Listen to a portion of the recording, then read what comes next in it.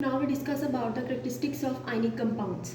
ठीक है, फर्स्ट हम जो डिस्कस करेंगे about basically solid at room temperature. Ionic compounds are solid at room temperature. अब सॉलिड क्यों होते हैं हमने डिस्कस किया 2-3 लेक्चर्स में पिछले कि आयनिक कंपाउंड्स बेसिकली मिलके बनते हैं पॉजिटिव और नेगेटिव चार्ज से।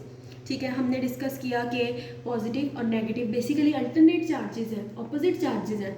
और हमने कहा था कि जो ऑपोजिट चार्जेस होते हैं बेसिकली उनके दरमियान जो फोर्स ऑफ अट्रैक्शन होती है वो बहुत ज़्यादा होती है। ठीक है ना, इसी फोर्स ऑफ अट्रैक्शन की वजह से होगा क्या कि जो सॉलिड्स होते हैं बेसिकली उन सॉलिड्स के अंदर क्रिस्टल लैटिस जो मौजूद होता है उसमें जो पॉजिटिव और नेगेटिव आयंस अपने फिक्स्ड पोजीशंस पर मौजूद होंगे। ठीक है ना, फिक्स पोजीशन पे वो बेसिकली यहाँ पे एक क्रिस्टल में एक दूसरे के साथ जुड़े हुए होंगे। ठीक है, positive negative positive negative positive negative. ठीक है, इसी तरह से यहाँ नीचे लेयर्स बनी होती हैं। ठीक है ना, so basically these are solid क्योंकि इनके दरमियान जो फोर्सेस होती हैं वो स्ट्रॉन्ग होती हैं, पहली बात। ठीक है ना, और इन स्ट्रॉन्ग फोर्सेस की वजह से वो जो आयंस होते हैं अपनी जगह पर अपनी पोजीशन बेसिकली फिक्स्ड पोजीशन पर वो मौजूद होते हैं, जिसकी वजह से जो आयनिक कंपाउंड्स होते हैं वो सॉलिड होते हैं एट रूम टेम्परेचर। ठीक है ना, और इन स्ट्रक्चर्स को तोड़ना वो मुश्किल होता है बहुत ज़्यादा। ठीक है ना, अब high melting and boiling points. अब अगेन सिंपल ऊपर वाली बात अगेन यहाँ पे डिस्कस होगी, उसी से रिलेट करती है। अब चूँकि मैंने कहा कि सॉलिड होते हैं और मैंने कहा कि इनके दरमियान जो फोर्स ऑफ अट्रैक्शन होती है वो स्ट्रॉन्ग होती है। अब ये बात तो आपको पता है कि जो स्ट्रॉन्ग फोर्सेस होती है उसको तोड़ने के लिए हमें एनर्जी भी ज़्यादा चाहिए। ठीक है ना, सो इसीलिए आयनिक कंपाउंड्स के जो मेल्टिंग एंड बॉइलिंग पॉइंट्स होते हैं वो ज़्यादा होते हैं क्योंकि इनके दरमियान जो इलेक्ट्रोस्टैटिक फोर्सेस होती हैं वो स्ट्रॉन्ग होती हैं और उन फोर्सेस को तोड़ने के लिए हमें ज़्यादा हीट रिक्वायर होती है, ज़्यादा एनर्जी रिक्वायर होती है, इसीलिए इनके जो high melting and boiling points होते हैं। ठीक है, अब नेक्स्ट हार्ड एंड ब्रिटल। अब अगेन ये भी रिलेट करता है दूसरे पॉइंट्स के साथ। हार्ड एंड ब्रिटल क्यों होंगे? सॉलिड होते हैं तो ऑब्वियस सी बात है यहाँ पे ये हार्ड भी होंगे क्योंकि इनके दरमियान फोर्सेस स्ट्रॉन्ग होती हैं। Crystal lattice specific crystal lattice होता है जिसमें बहुत सारे जो यूनिट सेल होते हैं अटैच होते हैं आपस में, बहुत सारे आयंस होते हैं, पॉजिटिव आयंस होते हैं, नेगेटिव आयंस होते हैं, उनके दरमियान अट्रैक्टिव फोर्सेस बहुत ज़्यादा स्ट्रॉन्ग होती हैं। इन स्ट्रॉन्गर फोर्सेस की वजह से वो बेसिकली अपनी जगह पे फिक्स्ड होते हैं, फिक्स पोजीशंस पे होते हैं, हार्ड होते हैं। ब्रिटल का बेसिकली जो मतलब होता है वो है कि हम किसी भी कोई भी ऐसा कंपाउंड जो कि बेसिकली हो तो सॉलिड फॉर्म में लेकिन हम उसको तोड़ सकें, जब हम उसके ऊपर प्रेशर अप्लाई करें तो वो टूट जाए। ठीक है ना, सो बेसिकली जो हमारे पास आयनिक कंपाउंड होते हैं उनकी जो करेक्टरिस्टिक होती है उसमें ब्रिटलनेस भी होती है। ठीक है, नेक्स्ट है इलेक्ट्रिकल कंडक्टिविटी। अब इलेक्ट्रिकल कंडक्टिविटी बेसिकली जो आयनिक कंपाउंड्स की होती है वो पुअर होती है। पुअर क्यों होती है?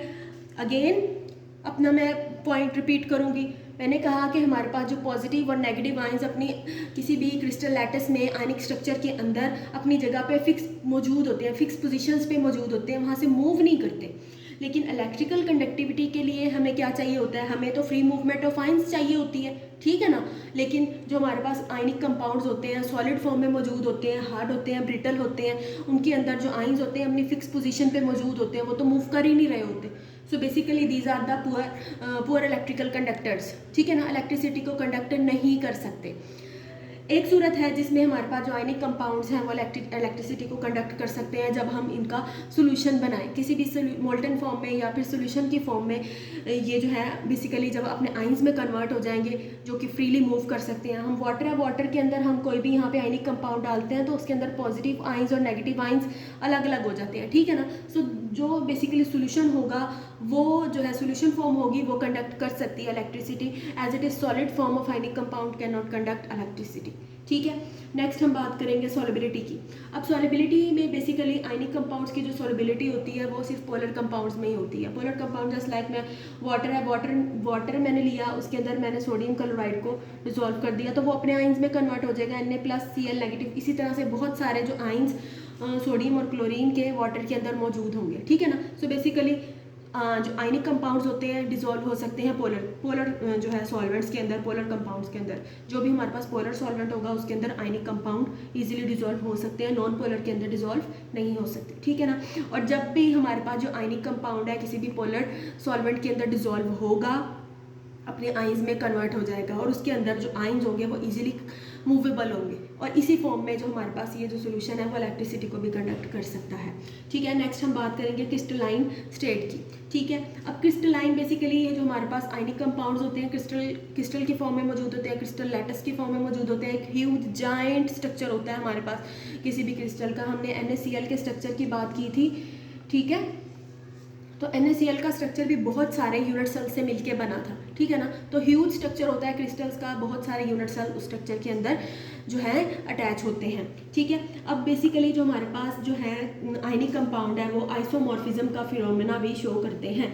ठीक है ना, बहुत सारी क्रिस्टल्स ऐसी होती हैं, बहुत सारे कंपाउंड्स इस तरह के होते हैं जिनका स्ट्रक्चरल फार्मूला भी सेम होता है और उनका क्रिस्टल स्ट्रक्चर भी सिमिलैरिटीज़ को शो करता है। ठीक है ना, एलिमेंट्स बहुत सारे इस तरह के हैं जो कंपाउंड की फॉर्म में हमारे पास मौजूद होते हैं जिनका क्रिस्टल लैटिस सेम होता है। बेसिकली उनका जो स्ट्रक्चर होता है ना, फॉर एग्जाम्पल हमारे पास NaCl का क्यूबिक स्ट्रक्चर है, कोई भी और हम यहाँ पे कंपाउंड ले लेते हैं उसका भी क्यूबिक स्ट्रक्चर होगा। ठीक है ना, सो बहुत सारे इस तरह के हमारे पास जो है आयनिक कंपाउंड्स मौजूद हैं जो कि इस किस्म की सिमिलैरिटीज़ को शो करते हैं। ठीक है, यहाँ पे हमारे पास एग्जांपल है सोडियम फ्लोराइड और मैग्नीशियम ऑक्साइड की, जो कि आइसोमॉर्फिज्म का फिनोमिना है वो शो करते हैं। ठीक है, इसी तरह से हम नेक्स्ट बात करेंगे नॉन डायरेक्शनल बॉन्ड।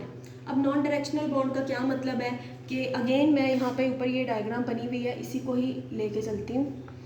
ठीक है, ये पॉजिटिव चार्ज है, पॉजिटिव के नीचे नेगेटिव, नेगेटिव है, पॉजिटिव, नेगेटिव, इसी तरह से अल्टरनेट चार्जेस हमने यहाँ पे जो है लगा देने हैं। ठीक है ना, positive negative positive negative positive negative positive. ठीक है,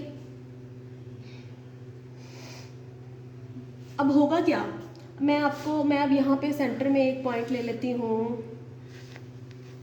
ये डायग्राम ठीक से नहीं बनी हुई, अगेन मैं इसको ड्रॉ कर रही हूँ। Positive negative positive negative positive negative. अब इसके नीचे ही अगेन हमने ड्रॉ करना है। ठीक है, alternate charges, negative positive negative positive negative positive. ठीक है, एक और लेयर हम ड्रॉ करेंगे इसी से, positive negative positive negative positive negative. ठीक है ना, अब यहाँ पे मैंने ये एक चार्ज ले लिया, ये पॉजिटिव चार्ज है। अब पॉजिटिव चार्ज, इसकी चारों डायरेक्शंस आप देखें, ऊपर वाली साइड पे नेगेटिव चार्ज, इस साइड पे नेगेटिव चार्ज, इस साइड पे नेगेटिव चार्ज, नीचे भी नेगेटिव चार्ज।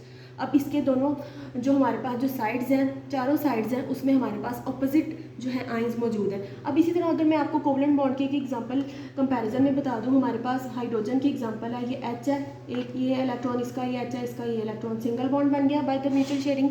ठीक है ना, तो बेसिकली इसकी डायरेक्शन इसकी तरफ है, इसकी डायरेक्शन इसकी तरफ है, स्पेसिफिक डायरेक्शन मौजूद है।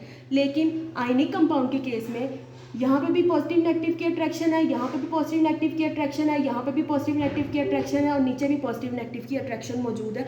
सो इसलिए हम कहते हैं कि जो हमारे पास बेसिकली इसी तरह लेयर्स की फॉर्म में हमारे पास आयनिक कंपाउंड मौजूद होते हैं। हर आयनिक कंपाउंड इसी तरह अल्टरनेट आयंस की लेयर्स में मौजूद होते हैं, सॉलिड होते हैं, ब्रिटल होते हैं, हार्ड होते हैं। ठीक है ना, और नॉन डायरेक्शनल बेसिकली प्रॉपर्टी को शो करते हैं क्योंकि इसके चारों साइड्स में हमारे पास डिफरेंट आयन सराउंड किए हुए हैं। ठीक है ना, इसके अलावा हम बात करते हैं ionic reactions are fast reactions show करेंगे। बेसिकली जो हमारे पास रिएक्टेंट्स हैं कोलाइड करेंगे आपस में और प्रोडक्ट में कन्वर्ट हो जाएंगे। सिंपली एग्जांपल आपकी बुक में दी हुई है। अब बेसिकली रिएक्शन फास्ट क्यों होंगे, क्योंकि इसके अंदर बेसिकली हमारे पास पाए जाते हैं आयंस। सिंपल अगेन मैं सोडियम आयंस की एग्जांपल ले लूँ, जो है क्लोराइड की एग्जांपल ले लूँ, हमारे पास इसके ऊपर चार्जेस मौजूद हैं। इन चार्जेस की बेसिकली मौजूदगी ये शो करती है कि ये आयन गेन भी कर सकते हैं, लूज भी कर सकते हैं।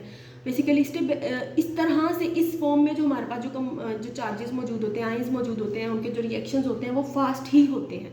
ठीक है ना, अगेन नीचे एग्जांपल दी हुई है कि हम सोडियम क्लोराइड और जो है सिल्वर नाइट्रेट का आपस में रिएक्शन करवाएंगे तो हमारे पास AgCl के जो प्रेसिपिटेट्स हैं वो बन जाते हैं और ये रिएक्शन बहुत फास्ट होता है। ठीक है ना, क्योंकि इसके अंदर आयंस मौजूद होंगे। ठीक है,